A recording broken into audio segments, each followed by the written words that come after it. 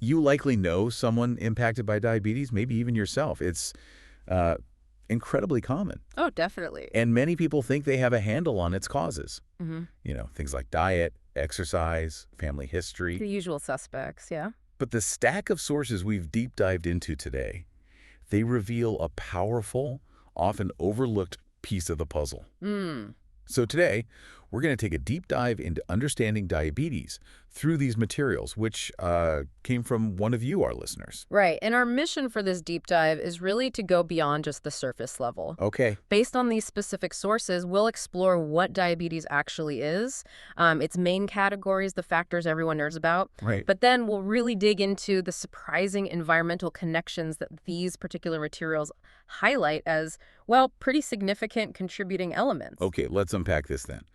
The sources start with the basics, the fundamental issue at the heart of diabetes, what's actually happening in the body. Well, at its core, diabetes mellitus, as the sources call it, is described as a group of metabolic diseases. Metabolic diseases, okay. Yeah, and they're marked by high levels of sugar in the blood, hyperglycemia, that's the technical term. High blood sugar, got it.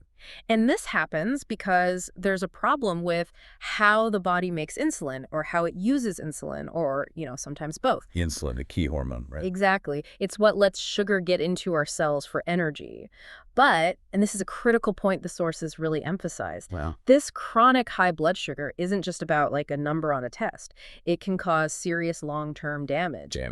Yeah, and dysfunction in really vital organs. We're talking eyes, kidneys, nerves, the heart, blood vessels. Wow. So it's not just about sugar levels at all. It's systemic. It impacts the whole body over time. Precisely. It's a systemic issue. And the sources, they talk about why the body has trouble with insulin, right? Different reasons. Exactly. The sources explain that the underlying problem is deficient insulin action. Fundamentally, insulin isn't doing its job properly. Okay. And this can stem from two main issues. Either the pancreas isn't producing enough insulin, Right. or the body's tissues, the cells, aren't responding properly to the insulin that is there. That's called insulin resistance. Okay, so not enough insulin or the body ignoring it. Or, often, as the sources point out, it's a bit of both. These two problems can definitely happen at the same time. And this is what leads to the main types of diabetes most people have heard about. Yes, exactly. The sources primarily categorize diabetes into two major types based on sort of which of those problems is dominant. Okay. So type 1 diabetes, this is characterized by an absolute lack of insulin, just not enough being made. None at all, or very little. Pretty much. All right. Typically, this happens because the body's own immune system mistakenly attacks and destroys the beta cells in the pancreas. Ah, autoimmune. Right. Those beta cells are the insulin factories. So if they're destroyed, you can't make insulin. People with type 1 absolutely need insulin therapy to survive. Okay, that's type 1. Immune system destroying the insulin-producing cells. What about type 2? The sources say that one's much more common. Oh, much more. Type 2 diabetes accounts for the vast majority, something like 90 to 95% of all cases. Wow. And here, the problem is usually a combination. It starts often with the body cells not responding well to insulin. That resistance you mentioned. Exactly, insulin resistance. And then over time, the pancreas just can't keep up producing enough extra insulin to overcome that resistance. So you end up with a relative insulin deficiency too. I see. So it's resistance first, then the pancreas gets tired, essentially. And some in progression, yeah. And the sources link type 2 strongly to factors like age, definitely lack of physical activity, and particularly obesity. Right. Obesity itself, the sources say, can actually cause some degree of insulin resistance. Interesting. So it's a risk factor and a direct contributor. It seems so. And unlike type 1, people with type 2 might not need insulin right away, or maybe ever. But, and this is important, the condition still puts them at high risk for all those long-term complications we talked about, the eyes, kidneys, nerves. Even if they don't need insulin shots. Even then, yes. The underlying metabolic issues are still there. The sources also mention a strong genetic predisposition for type 2. Ah, so it runs in families. It definitely can, yeah. Right. Though the specific genetic factors are, well, complex. It's not usually just one gene like in some other conditions. Okay, now here's where, for me, it got really interesting. Beyond type 1 and type 2, our sources list this whole category of other specific types. Right. This gets into some less common but kind of fascinating causes. Yes, they do detail several of these. It's not just type 1 and 2. For instance, there are specific genetic defects. Like what? While some affect how the beta cells function, how they make or release insulin. There's a group called MODY, Maturity Onset Diabetes of the Young. MODY.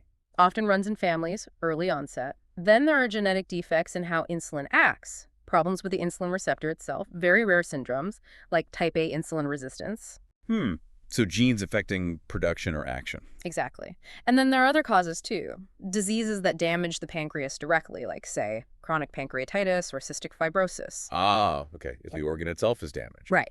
Or certain other hormone problems, endocrinopathies like Cushing's syndrome, where you have too much cortisol, or acromegaly with too much growth hormone. These can interfere with insulin. So other hormones can mess with insulin. They can, yeah.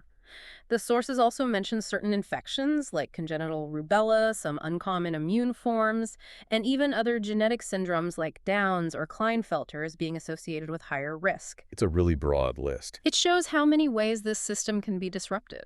And crucially, the sources also mention drug or chemical-induced diabetes. This feels like a key link, maybe, to that other part of the sources we deep dived into, the environmental angle. Absolutely. That's a perfect bridge. The sources mention that certain drugs like glucocorticoids, steroids, or certain chemicals, they even list Vacor, which was a rat poison, or intravenous pentamidine. These can impair how insulin is secreted or how it works. So they can directly cause diabetes. Well, they can certainly contribute or maybe precipitate it, especially in someone who's already, say, insulin resistant for other reasons. Right, pushing them over the edge. Potentially, yes. And this leads us directly into that broader topic these sources really focus on: endocrine disrupting chemicals, EDCs. Okay, EDCs. Let's connect those dots properly. The EDC sources explain what hormones normally do. They're like the body's chemical messengers, right? Yeah. Regulated by the endocrine system. Yeah, working through receptors on cells, kind of like a key fitting into a lock, a very precise signaling. So how do EDCs fit into this picture, according to these sources? What do they do? Well, the EDC sources state it pretty clearly. These chemicals interfere with how our natural hormones function. They basically jam the locks or mimic the keys or mess with hormone levels. Okay, they disrupt the system. They disrupt the endocrine system, exactly. And the sources present quite compelling evidence suggesting EDCs pose significant global health threats. Global threats? That sounds serious. It does. And they explicitly link these chemicals to a range of health problems that have hormonal underpinnings. Yeah. That includes reproductive issues, developmental problems, certain cancers. And metabolic disorders. And metabolic disorders, yes, including diabetes. So the idea from these sources is that these chemicals, the ones found in our environment, in products we use, they might actually be contributing factors to the huge rise we've seen in conditions like diabetes. That is precisely what these sources suggest. They're quite direct about it.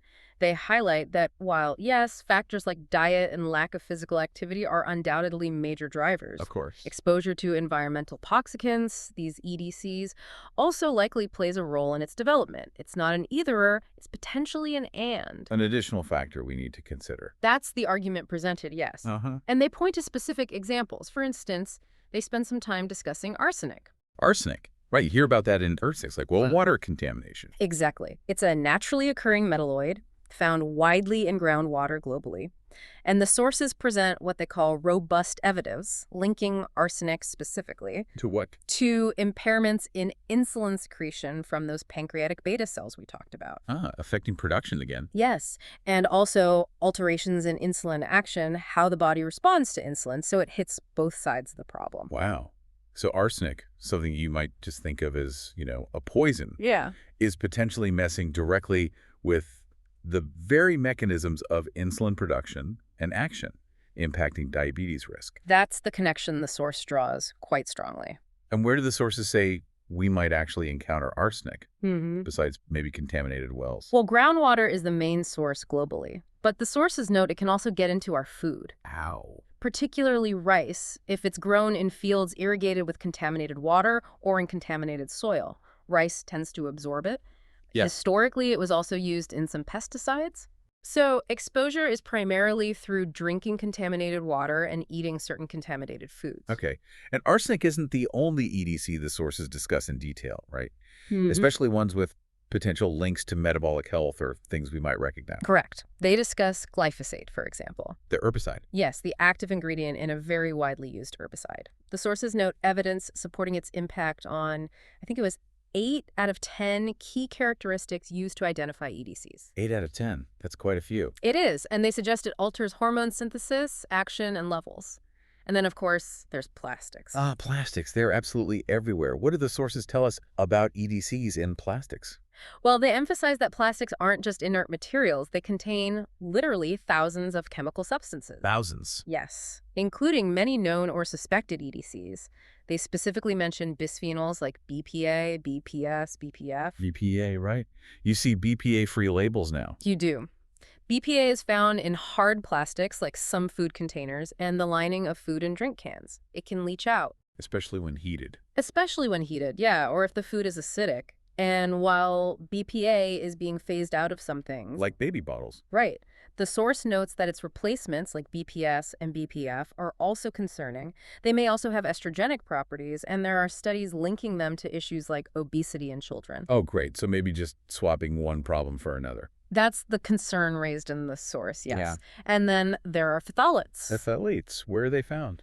They're used to make plastics flexible, like PVC, but they're also in tons of other products, personal care items like lotions and perfumes, medical tubing, vinyl flooring. So really common. Very common. And both bisphenols and phthalates are flagged in the sources as EDCs, with potential links to metabolic disruption. And the sources, they don't just talk about leaching from the final product, right? They talk about the whole life cycle. Absolutely. That's a major point. They paint a picture of exposure risks from the very beginning during production. Affecting workers. Workers, yes, and communities near production facilities through air and water pollution. Then there's transport. Think about plastic pellets, nurdles spilling into the environment. Oh, yeah, you see pictures of those on beaches. Exactly. Then during use, leaching from containers, pipes, kitchen utensils into our food, into dust we inhale. Dust. Yeah, chemicals can leach out and bind to household dust. And finally, disposal, landfilling, incineration, which releases pollutants, and of course, plastics ending up in rivers and oceans. Leading to microplastics. Leading to microplastics, exactly.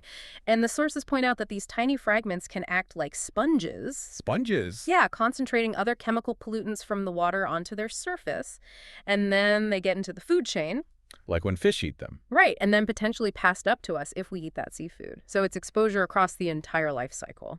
Quite a pervasive picture.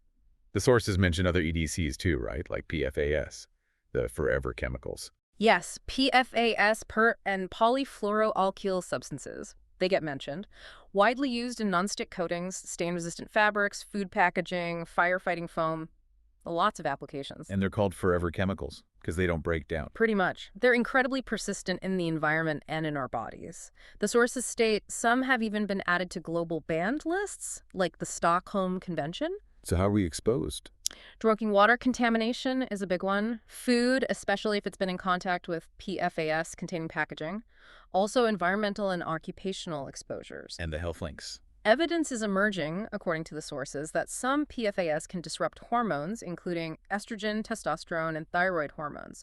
Thyroid hormones are definitely involved in metabolism. Right. And it sounds like the ways we can be exposed to all these different EDCs are incredibly diverse and just widespread. They really are. The sources list the main routes: consuming contaminated food and water, obviously. Yeah. But also skin contact, lotions, cosmetics, inhalation dust, fumes, sprays. And critically, they highlight transfer from mother to child, during pregnancy, across the placenta, and after birth, through breast milk. So exposure can start literally before birth. It can. And the sources really emphasize that exposure during these specific windows of development. Like in the womb. In the womb, yes. But also infancy, childhood, adolescence, even during pregnancy itself for the mother. These periods are particularly sensitive. Why is that? More vulnerable? Essentially, yes. The body's systems, including the endocrine and metabolic systems, are still developing. The sources talk about how early exposure can potentially program the body, Program it. Wow. possibly through mechanisms like epigenetic changes. These are modifications that don't change the actual DNA sequence, but they change how genes are expressed, turned on or off. Okay, like changing the instructions without rewriting the book. That's a good analogy, yeah. And these changes can influence how the body responds to stresses or further exposures later in life. It might set the stage for problems down the road. So like an exposure in childhood could affect your risk of disease as an adult. That's the concern raised. The sources mention a two-hit model where an early exposure primes the system and a later exposure or stressor triggers the disease. The effects can be latent, hidden for years. That's quite a thought. And the sources even raise the possibility, based on some animal studies and emerging human research, that some of these environmentally induced epigenetic changes might potentially be heritable. You mean passed down, like to your kids or grandkids? That's the implication being explored, the idea that ancestral exposures could influence health outcomes in later generations. It's a complex and, frankly, quite startling area of research mentioned in the material. Wow. Okay, this brings us to the regulatory side then. If these chemicals can potentially have effects at very low doses, and the impacts can be delayed or even generational, does our current system handle this well, based on the sources? Well, the EDC source we looked at highlights what it calls a significant gap, a gap between the cutting edge of endocrine science and how regulatory policy currently operates. How so? Traditional toxicology, the way we've usually tested chemicals for safety, often relies on finding effects at high doses. Right, give a lot and see what bad things happen quickly. Sort of, yeah. And it often assumes there's a safe level below which there's no effective threshold. Okay, But the source argues this whole threshold concept might not apply neatly to EDCs, because the endocrine system is designed to respond to incredibly tiny amounts of natural hormones. so maybe tiny amounts of EDCs can also have effects? That's the central argument, that EDCs can have effects at low doses, sometimes different effects than at high doses, and that our regulatory systems haven't fully caught up with this understanding. They call for regulations based on the modern science of how hormones and EDCs actually work. So according to these sources, the science is kind of ahead of the regulation in this area. That's the picture painted, yes. That the scientific understanding of low-dose effects and non-traditional dose-response curves for EDCs is challenging the older regulatory frameworks. And the sources also briefly mention how future challenges, like climate change, could potentially make EDC exposure worse. They do touch on that. Several potential connections are noted. Like what? For example, melting glaciers and ice sheets could release persistent organic pollutants, POPs, that have been trapped there for decades. Wow, releasing old pollution. Potentially. Also, changing climate patterns might lead to increased pesticide use as crop ranges shift or new pests and disease vectors emerge. More pesticides means potentially more exposure. That's the link. And they also mention extreme weather, like more intense flooding. Floods could potentially wash chemicals out of industrial sites, landfills, or contaminated areas into water supplies. So climate change could exacerbate the chemical exposure problem. That's the concern raised, yes, adding another layer of complexity. Okay, so wrapping this up then. Based on this deep dive into these specific sources, when we think about something as common as serious as diabetes, the picture becomes much, much richer and more complex than maybe just diet, exercise, and genes. That's right. I mean, those factors are undeniably crucial, and the sources acknowledge that. Diet, activity, genetics, absolutely central. Yeah. But the materials we explored today strongly suggest, quite forcefully actually, that environmental factors, specifically these endocrine-disrupting chemicals we encounter in our daily lives from various sources, are also likely significant contributors to metabolic diseases like diabetes. They seem to act through these intricate mechanisms we discussed, interfering with insulin and hormones via widespread exposure pathways. They're potentially interacting with those other risk factors too. It's not just one thing. It's likely not just one thing, no. This deep dive really shows how interconnected everything is. You know, metabolism, endocrinology, environmental science, toxicology, even chemistry. It all comes together. It absolutely does. It underscores the importance of looking at the whole picture, considering multiple potential drivers of disease, and really trying to understand how our modern chemical environment might be impacting our body's fundamental control systems, like the endocrine system. It really makes you wonder then, if EDCs are potential contributing factors to metabolic diseases like diabetes, which are so widespread, What other major health issues that we're grappling with today might also have roots, or at least contributing factors in our environment, that maybe we're only just beginning to fully grasp? That's a really important question. And what does this growing understanding mean for how we approach public health? For chemical regulation in the future, that's certainly something significant to think about long after this deep dive ends.